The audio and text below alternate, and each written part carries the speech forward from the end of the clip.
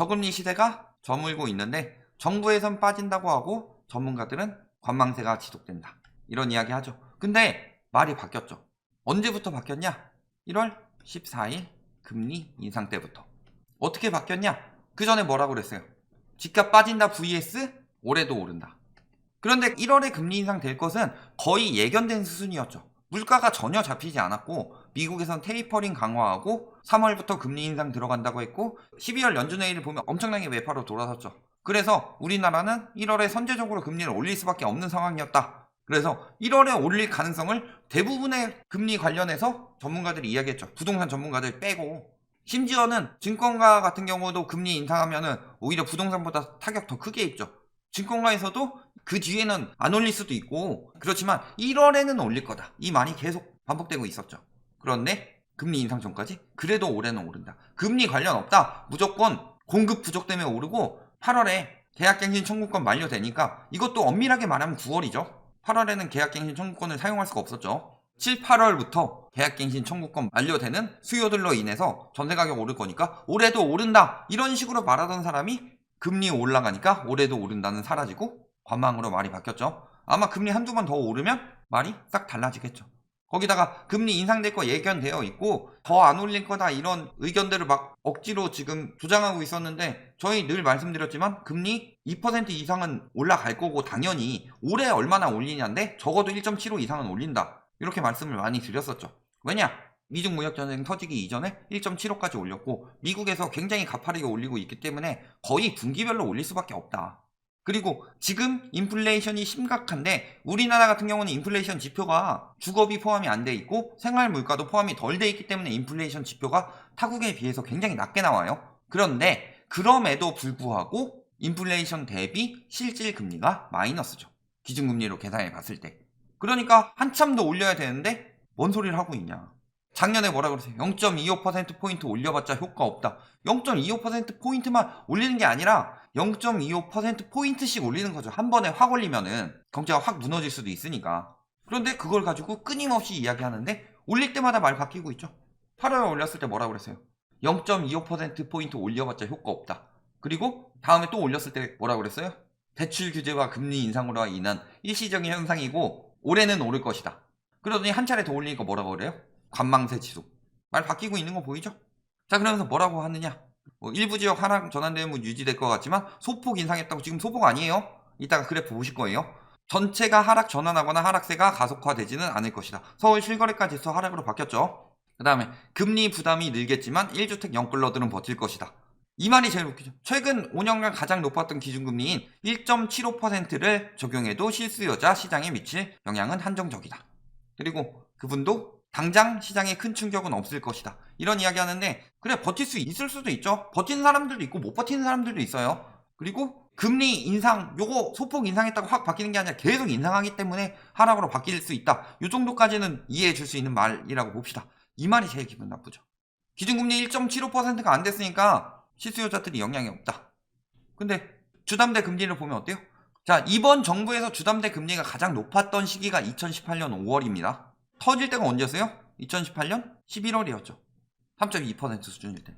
근데 지금 주담대 금리가 얼마나 되느냐? 3.51%. 이번 정부 중에서 금리가 지금 가장 높을 때예요. 근데 은행에서 돈 빌릴 때 기준금리로 빌려요? 아니면은 대출금리로 빌려요? 전체적인 대출금리는 그래도 그때보단 좀 낮잖아. 가계대출 금리로 보면 그렇게 낮지도 않아요. 주담대 금리는 더욱 심각하고. 이때가 언제였어요? 이때는 1.5%대였어요. 1.75%대가 언제예요? 11월부터 2019년 7월까지. 이때가 1.75%였는데 그때보다 지금 금리가 더 높죠. 이번 정부 통틀어서도 금리가 제일 높죠. 플러스 금리만 높아요? 원금이 많이 늘어났죠. 집값이 엄청 올랐기 때문에 예전에는 3%로 5억에 샀다면은 요즘엔 7억에 사야 돼요. 3.5%로. 근데 왜 기준금리를 들먹이면서 계속 저금리인 척 이야기를 하냐. 기준금리가 1%라도 시중금리가 3.5%면은 죽어난다는 거예요, 지금. 저것도 평균이지. 저게 이제 신규 취급액 기준인데 신규 취급액 기준이 저렇게 높다는 거는 변동금리 때 크게 영향을 받는다는 거죠. 그런데 왜 자꾸 기준금리 이야기를 하냐. 또 이런 이야기가 있습니다. 언론에서 또 바로 조장하죠. 가계대출 풀리나 대출 강화 태도가 마이너스 41에서 마이너스 6으로 축소됐다. 왜 축소됐을까요? 지난해 3분기와 4분기에 비해서 많이 축소된 수치는 지난해 1, 2분기 때 대출을 엄청 많이 받아갔기 때문이죠. 그래서 그 당시에 5%대 맞추기로 했었는데 1, 2분기에서 엄청나게 막 빌려가서 3, 4분기 때 줄 게 없으니까 줄어드는 거죠. 그래서 4분기에 도저히 대출을 해주는데도 감당이 안 되니까 전세자금 대출 빼준 거예요. 돈이 없으니까 은행권에서. 정부에서 대출을 막은 게 아니라 정부에서 대출을 풀어준 거예요. 너무 힘드니까 은행권에서 대출을 막고 있는 거고. 근데 올해 되니까 리셋은 됐죠? 리셋은 돼서 들어갔는데 문제는 1, 2, 3, 4분기 합쳐서 대출태도 풀렸다고 해서 여기서 4% 받아버리면 요때는 아예 나오지도 않는다. 그럼 집값 어떻게 되겠어요? 팔 수가 없는데. 그렇다고 여기서 1%씩 나눠 가진다고 하면 집값이 오를 수 있겠어요? 대출이 없는데? 그러니까 1분기에 많이 받으면은 2, 3, 4분기에 작살 안 나는 거고 1분기에 안 받으면 집값이 오를 일이 없다는 거죠. 답은 나왔습니다. 전세자금 대출까지 포함됐고 작년에 대출 중에서도 한 절반가량이 전세자금 대출이었다. 이거 생각해보면은 특히 이제 마지막 4분기 때는 전세자금 대출이 엄청 많이 받았죠. 6%대인데 4분기 전세자금 대출만 빼니까 3%대로 떨어지더라. 자, 그래서 금리는 계속 오릅니다. 아까 말씀드렸지만 주담대 금리가 지금 이번 정부 내에서 역대 최고죠. 그런데 계속 오른대요. 왜? 코픽스 지수가 계속 올라가니까 7% 올라갈 수도 있고. 문제는 언제 금리를 인상하느냐 보면 채권금리를 보시면 좀 나와요. 8월까지 채권금리 계속 올라가다가 기준금리 올리니까 좀 떨어지다가 11월에 또 슬슬 다시 올라가기 시작해서 11월에 한 번 더 기준금리 올린 거다. 그리고 또 슬슬 다시 올라가니까 1월에 또 올린 거죠. 근데 채권금리가 떨어질까요? 올라갈까요? 조금 더 지켜봐야 되겠지만 올라갈 가능성이 굉장히 높죠. 다시. 왜? 3월에 뭐 LCR, 유동성 커버리지 비율이랑 예대율이 끝나는데 요거 끝나려면 은행에서 뭘 확보해야 되느냐? 자금. 은행에서 자금을 확보해야 되는데 작년에 9월에 종료하려고 할 때 53조가 모자랐다고 그랬어요. 이번에 역대급 예금이 들어온다고 해도 9조 들어왔죠. 대출 감소한다고 해서 요것도 한 몇천억 정도니까 한 10조 정도 마련했다고 해도 나머지 한 40조 정도는. 저번 분기에도 조금 더 마련했다고 해도 적어도 30조 이상은 더 필요할 텐데 그러면은 더 공격적으로 한 분기 내에 한 30조를 순식간에 마련하든가 예금 유치하고 대출 회수해서. 그런데 요즘은 보면 주식 쪽에서 또 슬금슬금 빚 늘어나고 있다고 하죠. 그러니까 그게 감당이 안 되죠. 그럼 뭘 해야 돼요? 은행채 발행해야 돼요. 그래서 작년에도 채권이 재작년 대비 엄청나게 많이 발행이 됐고 올해도 더 많이 발행이 될 거다. 채권 발행하면 채권 가격이 떨어지기 때문에 금리는 올라간다. 그럼 채권 금리가 다시 올라가면 기준금리를 상승시키는 압박 요인이 될 것이다. 그리고 코픽스도 그런 부분에 영향을 많이 받죠. 채권 금리 영향을. 그래서 이번에 금리 올리기 전까지만 해도 한 차례 인상 후 동결이라고 예측한 사람이 굉장히 많았어요. 연말 금리 4명이나 되죠.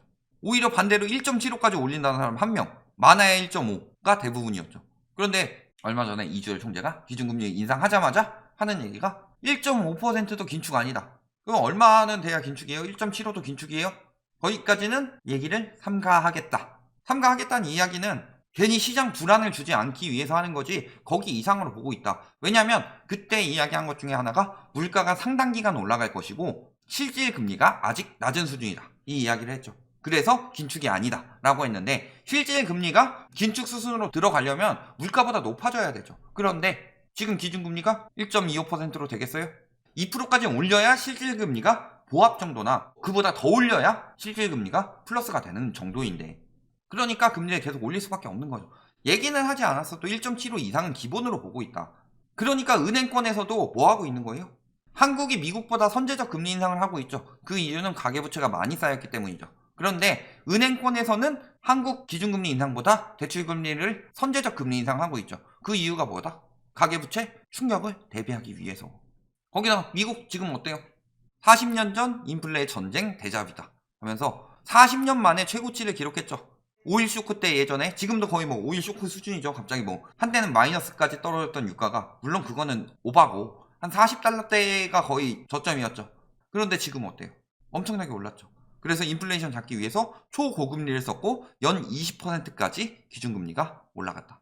라이트하우스가 미국 기준금리 20%까지 올린대요. 또 어디서 이런 또 헛소리 할라. 그런 이야기가 아니라 20%까지 끌어올려서 잡았다는 것은 기준금리를 많이 올린다는 얘기죠. 20%까지는 올리진 않더라도 굉장히 빠르게 올릴 수밖에 없는 상황이다. 근데 미국에서 빠르게 올리는데 우리나라가 어떻게 1.75까지만 올리고 동결을 하냐. 연준, 자 월가 황제 다이먼, JP모건 회장이 뭐라 그랬냐. 올해 금리 최대 7번 올릴 수도 있다. 내 차례는 기본적으로 생각을 하고 있고 최대 7번 올릴 수도 있다. 이 정도로 얘기한다는 것 자체는 지금 인플레이션 문제가 굉장히 심각하다는 거예요.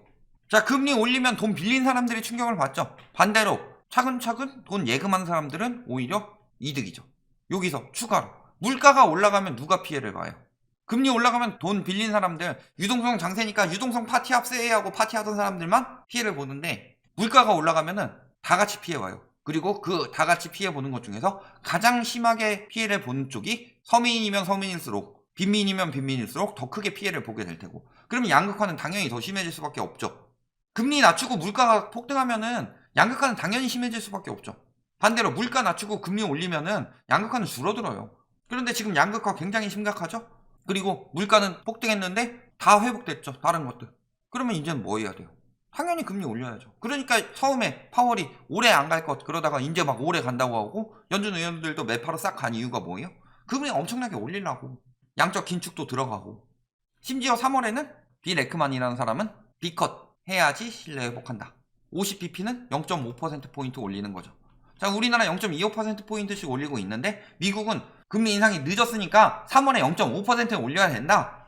JP 모건 80년대에 나는 2% 한 번에 인상하는 것도 봤다. 그러니까 미국의 금리 인상이 이번에 3월 연준회의 때 어떻게 나올지 지금 굉장히 긴축으로 많이 바뀔 가능성이 높다. 자, 9월까지는 별거 없다가 12월 가면서 갑자기 매파들이 확 올라갔죠. 그리고 3월에 매파로 싹 물갈이하고 비둘기파도 매파로 바뀌고 있고, 그러면서 근데 이 12월 때 세 차례였다. 세 차례도 적진 않죠. 거의 분기별로 한 번 가까이 올린다는 건데, 근데 지금 4차례 이야기 나오고 있고 7차례 이야기 나오고 있고 B컷 이야기 나오고 있다. 언론의 차이죠. 미국에서 저렇게 인플레 심각해서 기준금리 인상 굉장히 B컷도 할 수 있고 금리를 굉장히 빨리 올릴 거니까 조심해라 이런 기사들이 계속 나오는 반면에 우리나라에서 뭐 하고 있냐? 그래도 집값은 오를 것, 기준금리 얼마 안 올렸으니까 아직은 버틸만 할 것, 그러다가 너무 금리 빨리 올라가니까 올라갈 때마다 말 바뀌죠. 관망세. 다음엔 뭐 하겠어요? 조금 조정될 것, 그 다음에 소폭 하락할 것, 이런 식으로 계속 몰아붙이겠죠. 글로벌 금융위기 때도 똑같은 전문가들이 계속 오른다고 했어요. 2010년에도 오른다고 했고 2008년에도 내년에 오를 것, 2009년에도 내년에 오를 것, 2010년에도 내년에는 오를 것, 2011년에도 내년에 오를 것, 계속 떨어졌죠. 왜? 경제를 모르니까. 아니면 알면서 조장하든가. 우리 기준금리 2% 이야기 나오고 있습니다. 2.5%인데 이상 예상되고 있죠. 근데 저번에 2차례 올렸어요. 3분기 한 번, 4분기 한 번. 근데 올해 더 오른대요? 그러면은 1, 2, 3, 4분기에 올려야 되는 거 아니에요? 적어도? 물가 상승률이 2.5%고 우리나라는 주거비나 이런 거 포함 안 해서 OECD 중에서도 물가 상승률이 굉장히 낮게 책정됨에도 불구하고 2%는 어림도 없다. 실질금리 한참 마이너스다. 그리고 대출금리 급등 왜 오른대요? 아까 말씀드렸죠. 뭐예요? 인플레이션이고 물가가 급하게 상승하면 대출을 할 때 손해를 볼 수 있다. 그래서 적극적으로 영업을 해서 금리를 올리고 있다. 그러니까 은행권에서는 대출금리가 더 빨리 올라가는 이유? 돈을 많이 풀었고 물가가 너무 빨리 올라가는데, 그러니까 금리를 올렸죠. 그런데 문제는 우리나라든 지금 세계적이든 인플레이션이 수요 견인 인플레이션이 아니라 비용 상승 인플레이션이다. 즉 가게에서 버는 돈은 올라가지 않는데 돈 많이 풀어서 원자재 가치만 상승했기 때문에 물가가 올라가는 거라 갚을 여력이 따라 올라가진 않죠. 그러면 은행권에서는 뭐 하겠어요? 뽑아낼 수 있는 인간들한테는 최대한 뽑아내고 못 뽑아내는 인간들한테도 최대한 뽑아낸 다음에 손해는 최대한 줄이려고 하겠죠. 그러니까 금리 빡세게 올리는 거다. 결론. 기준금리 1.75% 안 됐고 아직도 1.25밖에 안 됐으니까, 그리고 1.75 넘어갈 것 같아 보이지도 않고, 그러니까 집값은 계속 오를 것? 봐야 될 건 기준금리가 아니라 대출금리를 봐야 됩니다. 대출금리가 굉장히 급하게 올라가고 있다. 상승세도 주담대 금리도 이번 정부의 최대다. 그리고 문제는 미국에서 더 올린다고 하고 있죠. 이게 굉장히 심각하게 이야기 나오고 있는데 우리나라에서는 한두 번밖에 안 올릴 거야. 미국에서는 위험하다고 경고하고 있는데 가계대출이 더 위험한 우리나라에서는 왜 안심하라 그래요? 거기다 우리나라는 기축통화도 아니라서 미국은 올리다가 좀 경제 충격 오면 알아서 조정할 수 있지만 우리나라는 그거 안 되죠. 미국에서 계속 올리면 따라가야 돼요. 근데 미국은 가계부채가 우리나라만큼 크지 않으니까 더 올릴 수 있는 여력이 있는 반면에 우리나라는 그거 따라가게 되면 가랭이 찢어지게 생겼는데, 그러니까 은행권에서는 선제적 대비하고 있는 거고, 그러니까 속이고 있는 거예요. 빅쇼트 영화 보셨죠? 거기서 막판에 막 보면은 기자한테 가서 이런 것 좀 보도해 주세요. 지금 이거 터지게 생겼는데 문제 없다고 자꾸 그래요. 언론이 아니 난 안 할래요. 뭐 이런 이야기 하잖아요. 다를 게 뭐냐. 지금 딱 굉장히 위험한 상황이다. 그러니까 대출을 줄인 사람들 왜 대출을 줄였겠느냐? 지금 빨리 빠져나가고 있는 거다. 지옥으로 가는 행렬에 동참할 필요는 없다. 여기까지 말씀드리겠습니다.